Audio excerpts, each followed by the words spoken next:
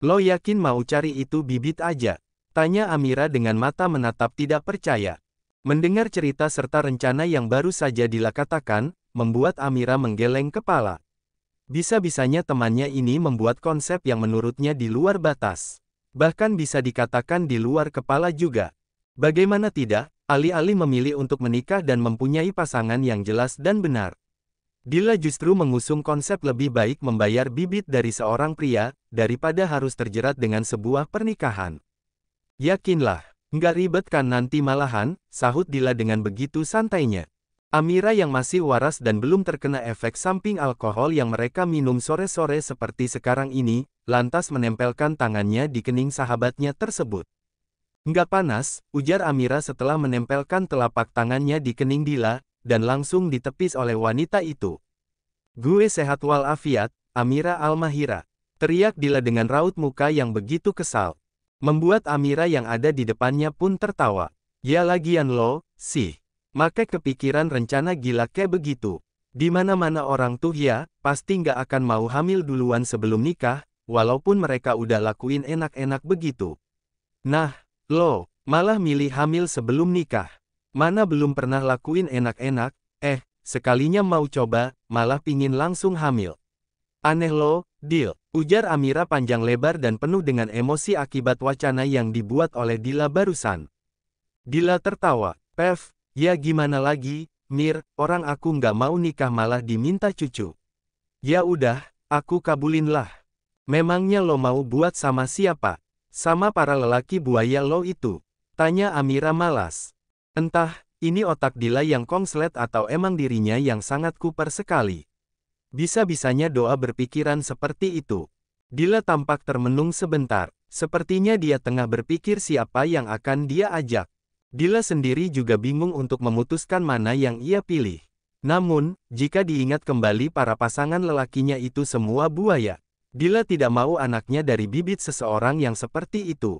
Walaupun Dila sadar betul kalau dirinya juga bukan perempuan baik-baik, namun untuk generasi penerus, apalagi nanti jelas menjadi penerus perusahaan keluarga Atmaja, Dila tidak boleh sembarang memilih orang yang bakalan nanti ia beli bibitnya. Enggak, gue nggak mau sama mereka. Dila menggelengkan kepala. Ngeri juga kalau sampai salah satu di antara mereka menjadi bapak dari anaknya kelak. Mana tidak ada yang benar kelakuannya. Terus, mau siapa yang lo korbanin? Cecar Amira. Dengan entengnya Dila menaikkan bahunya. Nggak tahu, lihat aja nanti. Yang pasti harus pria baik-baik, bodinya oke, terus tampan, hidungnya juga mancung, dan harus putih, jelas Dila kemudian. Helaan napas terdengar dari Amira. Wanita itu sungguh jengah sekali menghadapi cara berpikir temannya ini. Namun, mau bagaimana lagi? Cuma Dila juga yang mau mengerti profesi dirinya dan tidak memandang rendah pekerjaannya saat ini. Walau banyak di luaran sana yang menganggap dirinya sebagai cewek bo. Terserah lo lah, Dil. Orang lo yang jalani. Asal lo bahagia, ya gue dukung. Tapi kalau lo sedang kena masalah nantinya, jangan kenal sama gue, ya. Akibat perkataan Amira barusan, Dila pun melayangkan pukulan ke lengan temannya itu. Udahlah, mending kita nikmati ini dulu. Baru nanti kita cari pemilik bibit calon anakku di jalan, ujar Dila yang mulai ngelantur. Di mana wanita itu mendapat cubitan dari Amira di bibirnya. Enak saja kalau ngomong, dikabulin beneran sama Tuhan, biar tahu rasa lo entar. Sarkas Amira yang begitu geram. Asal dia oke, gue mah nggak masalah. Orang yang gue butuhin bibit pertamax dia. Bukan orangnya, sahut Dila seolah tidak ada yang salah dengan perkataannya. Amira semakin dibuat geleng kepala oleh wanita abnormal tersebut. Pikirannya sudah seperti orang tidak waras. Iya deh, iya, serah lo dah.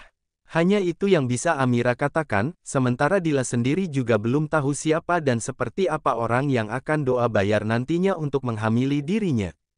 Pusing juga ya, Mir, mikirin masalah gue dari tadi, celetuk Dila tiba-tiba di saat mereka sempat saling diam dan lebih memilih menikmati minuman yang ada di depan mereka serta menyelami pikiran dan juga angan masing-masing. Ya udah deh Dil, nggak usah dipikirin. Biar lo nggak pusing, sahut Amira sekenanya. Karena ia sudah sangat lelah menghadapi celotehan Dila. Tapi tetap aja gue kepikiran, Mira. Balas Dila. Dila benar-benar merasa frustasi sekali menghadapi masalahnya sendiri. Masalah yang ia anggap sepele, namun nyatanya bisa membuatnya pusing juga.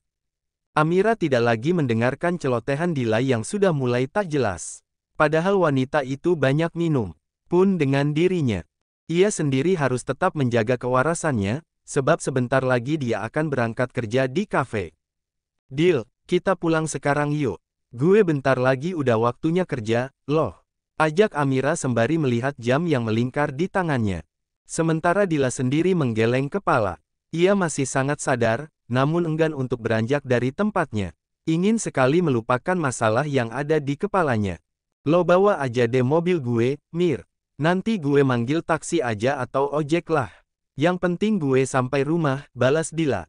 Lo serius? Pakaian lo kayak gini loh, Dil. Bahaya kalau lo naik ojek. Bisa-bisa banyak pasang mata yang ketiban rejeki karena melihat kemulusan body lo. Ingat Amira. Tidak mungkin Amira membiarkan Dila pulang naik ojek dengan pakaian seperti ini. Yang ada malah mengundang kejahatan pada wanita itu. Ya udah, nanti gue naik taksi sajalah. Gampang itu mah, beritahu Dila mencoba meyakinkan Amira. Karena Dila sudah begitu yakin kalau dia tidak apa-apa, Amira pun mengangguk setuju untuk membawa mobil milik Dila. Daripada dirinya telat masuk kerja, yang ada ia kena omel lagi oleh manajer kafe yang super galak dan seenaknya sendiri. Ya udah, kalau begitu gue berangkat kerja dulu, pamit Amira. Tidak berselang lama ditinggal Amira berangkat kerja, Dila merasa bosan minum sendiri di sini. Walau banyak pria yang datang mendekat ke arahnya, namun Dila mengabaikan semua itu. Sebab, tidak ada yang menarik di matanya. Keadaannya tidak terlalu mabuk, masih sangat sadar. Hanya saja wajahnya terlihat memerah. Semakin terlihat menggemaskan, dan seolah mangsa yang sangat empuk sekali untuk dibungkus dan dibawa pulang ke hotel. Namun, karena perangainya yang begitu galak, membuat pria yang menggodanya pun menyingkir dengan sendirinya. Dila melangkahkan kakinya menuju pintu keluar dari klub itu. Ia sempat menerima tawaran dari penjaga klub untuk dipanggilkan taksi. Namun Dila menolaknya. Apa perlu saya panggilkan taksi, Nona Dila? Tanya pria bertubuh kekar yang berdiri di samping pintu masuk. Nggak perlu, boy. Aku bisa pulang sendiri kok. Terima kasih, ucap Dila sambil melambaikan tangannya ke arah pria itu. Kemudian Dila melanjutkan langkah kakinya hingga sampai ke arah jalan besar. Banyak kendaraan yang lalu lalang di sana. Ketika Dila akan menyeberang, tiba-tiba saja ada sebuah tangan yang menariknya kembali hingga tubuhnya terbentur dengan tubuh orang itu. Apa Nona baik-baik saja? Tanya orang itu dengan raut khawatir. Dila tidak menjawab, wanita itu malah sibuk menatap dan menelisik sosok pria yang berdiri di depannya sekarang ini. Di mana sopir Nona? Bisa bahaya kalau Anda berjalan sendirian dengan pakaian seperti ini, ucap pria itu mengingatkan Dila. Tetap, Dila tidak menyahut satu kata pun ucapan pria itu. Tatapannya masih sibuk mengamati pria yang ada di hadapannya. Hamili aku, nanti aku bayar mahal. Tanpa dipikir terlebih dulu, Dila justru meminta sesuatu hal yang sangat gila pada pria yang baru saja dia temui.